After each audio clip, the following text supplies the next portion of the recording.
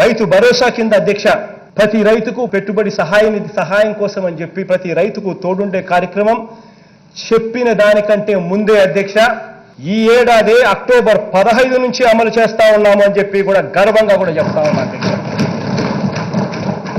ప్రతి రైతు కుటుంబానికి అధ్యక్ష పెట్టుబడి సాయం కింద ఏటా ఒకేసారి వారి పాత అప్పులతో సంబంధం లేకుండా అధ్యక్ష అన్ఇన్కంబర్డ్ అమౌంట్ అధ్యక్ష వాళ్ళ రైతులకు పాత అప్పులతో సంబంధం లేకుండా ప్రతి రైతు చేతిలోనూ 12,500 రూపాయలు ప్రతి రైతన్న చేతిలోనూ పెట్టబోతా ఉన్నాం అధ్యక్ష. రైతన్నలకు మంచి జరగాలి, రైతన్నలకు మేలు జరగాలి అనంటే రైతన్నలు తీసుకున్న రుణాల మీద 0 వడ్డీకే రుణాలిచ్చే పరిస్థితి తెరుమరుగైపోయిన పరిస్థితులు మన రాష్ట్రంలో చూసాం. 0 వడ్డీకే రుణాలిచ్చే పథకం రద్దయిపోయిన పరిస్థితులు చూసాం. మళ్ళీ నేను ఇవాళ గర్వంగా కూడా చెప్తా ఉన్నా అధ్యక్ష, వైఎస్ఆర్ 0 వడ్డీ పథకం పేరుతో మళ్ళీ 0 వడ్డీకే రైతన్నలకు రుణాలు ఇచ్చే కార్యక్రమానికి కూడా శ్రీకారం చుడతా ఉన్నామని చెప్తా ఉన్నాం అధ్యక్ష.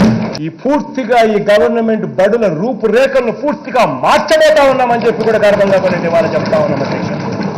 అధికారంలోకి వచ్చిన డే 1 ప్రతి స్కూల్ ఫోటోలు తిమ్మని చెప్పాం అధ్యక్ష. మొత్తం 40,000 స్కూళ్లు దాదాపుగా ఉన్నాయి అధ్యక్ష. అన్ని స్కూళ్ల ఫోటోలు తిమ్మని చెప్పాం అధ్యక్ష. తీసిన తర్వాత అధ్యక్ష 2 సంవత్సరాల లోపే స్కూళ్ల ఫోటోలు ఇవాళ చూపిస్తున్నాము, 2 ఏళ్ల లోపే మళ్ళీ స్కూళ్ల ఫోటోలు మళ్ళీ తిరిగి చూపిస్తాము, మార్చిన తర్వాత అని చెప్పి కూడా గర్వంగా కూడా ఇవాళ చెప్తా ఉన్నాను అధ్యక్ష. ఆ ప్రతి స్కూల్లోనూ బాత్రూముల దగ్గర నుంచి ఇన్ఫ్రాస్ట్రక్చర్ వరకు ఏమేమి కావాలనో బాత్రూములు, నీళ్లు, ఫర్నిచర్లు, ఫ్యాన్లు మొత్తం అన్ని ఏమేమి కావాలో అన్నీ కూడా సమకూరుస్తాం. స్కూళ్లను పూర్తిగా ఇంగ్లీష్ మీడియం స్కూళ్ళగా మారుస్తాం, తెలుగు కంపల్సరీ సబ్జెక్టుగా చేస్తాం. గవర్నమెంట్ స్కూళ్ళు ఇవాళ నీరు గారిన పరిస్థితుల నుంచి ఏ నారాయణ స్కూళ్ళ కన్నా ఏమాత్రం కూడా తక్కువ లేకుండా విధంగా చేస్తామని చెప్పి కూడా హామీ ఇస్తా ఉన్నాం. 4 సంవత్సరాల 10 నెలలు చంద్రబాబు నాయుడు గారి ప్రభుత్వం. ఎన్నికలకు కేవలం 3-4 నెలల వరకు అధ్యక్ష ఏ అవ్వని అడిగినా ఏ తాతని అడిగినా అవ్వానికి పెన్షన్ ఎంత, తాతానికి పెన్షన్ ఎంత అని అడిగితే వాళ్ళు చెప్పే మాటలు 2 అధ్యక్ష. ఒకటి ఇలా చూపిస్తారు 1000 రూపాయలని, లేకపోతే అతను ఇచ్చేవాళ్ళు కాదు అని ఇలా చూపించేవారు అధ్యక్ష. ఎన్నికలకు 3 నెలల ముందు వరకు అధ్యక్ష 4 సంవత్సరాల 9 నెలలు 10 నెలల పాటు వాళ్ళ పెన్షన్ ఎంత అంటే ఇంత అని చెప్పి 1000 అని చెప్పి ఏలెత్తి చూపించేవాళ్ళు అధ్యక్ష. అటువంటి వాళ్ళ పెన్షన్ అక్షరాల 2,250 రూపాయలు పెంచుతూ గవర్నమెంట్ తీసుకున్న మొట్టమొదటి డెసిషన్ అధ్యక్ష అని చెప్పి చెప్పడానికి కూడా గర్వపడతా ఉన్నాం. అంతేగాని అధ్యక్ష మాట చెప్తాం, మాట ప్రకారం దీనిని 3,000 వరకు పెంచుకుంటూ పోతాం. ఈ 3,000 వరకు కూడా పెంచుకుంటూ పోయే కార్యక్రమం ప్రతి సంవత్సరం 250 రూపాయలు చొప్పున ప్రతి సంవత్సరం కూడా పెంచుకుంటూ పోయి ఆ ప్రతి అవ్వ ప్రతి తాతకు తోడుగా మేము ఉన్నాము అని చెప్పే కార్యక్రమం చేశాము అని చెప్పడానికి గర్వపడతా ఉన్నాం అధ్యక్ష. పేదలుగా ఉండడానికి వీల్లేదు అధ్యక్ష, చదువుకునే శక్తి లేని పిల్లలంటూ ఉండడానికి కూడా వీల్లేదు అధ్యక్ష. స్వాతంత్రం వచ్చిన 72 సంవత్సరాల తర్వాత కూడా కొన్ని సామాజిక వర్గాలకు సమానత్వం అందని ద్రాక్షగా మిగలటానికి కూడా వీల్లేదు అధ్యక్ష. నా ప్రయత్నం నేను చేస్తా ఉన్నాను. సహకరించండి అని ప్రతిపక్షాలను, మీడియాను, కొంతమంది ఎల్లో మీడియా కూడా ఉన్నారు కాబట్టి మీ ద్వారా వాళ్ళని కూడా అభ్యర్థిస్తా ఉన్నాను అధ్యక్ష.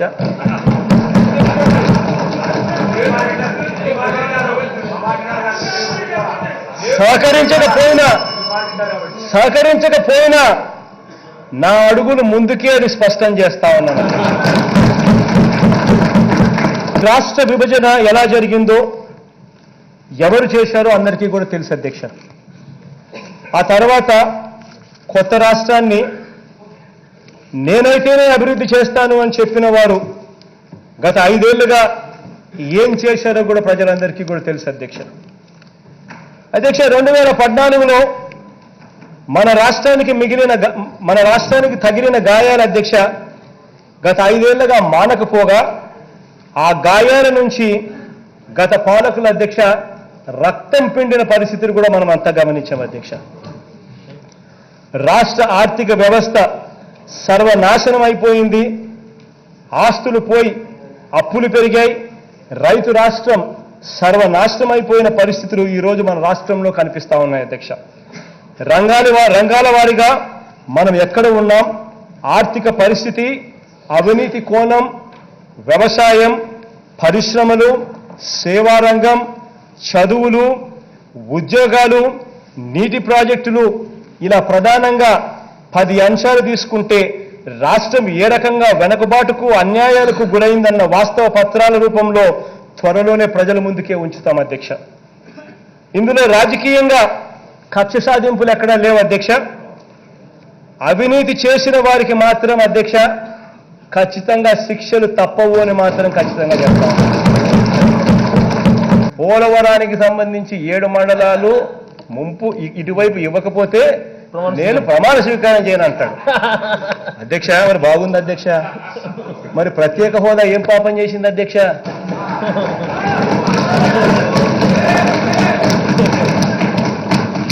నోరు తెరిస్తే అబద్ధాలు, సత్యదూరమైన మాటలు అధ్యక్ష, సత్యదూరమైన మాటలు. రాజ్యాంగాన్ని అమలు చేసే సభగా ఈ శాసనసభను నడపాలని చెప్పి మనస్ఫూర్తిగా ఆశించే మిమ్మల్ని ఆ స్థానంలో మేమంతా కూడా మద్దతు ఇచ్చి కూర్చోబెట్టాం. ఆయన నిలబడగానే ఏ రోజు కూడా ఇంతకుముందు ప్రతిపక్షంలో మేము నిలబడినప్పుడు మేము మాట్లాడాలా అని చెప్పి అడిగినప్పుడు ఏ రోజు మాకు మైకులు కూడా రాలా. అట్లాంటిది 67 మంది ఎమ్మెల్యేలతో మేము ఉన్నప్పుడు మా పరిస్థితి అది.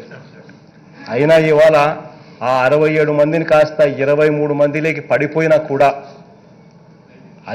ఆయన లేచి నిలబడతానే నేనే కూర్చున్నాను, ఆయనకే గౌరవం ఇచ్చి మాట్లాడమని చెప్పాను.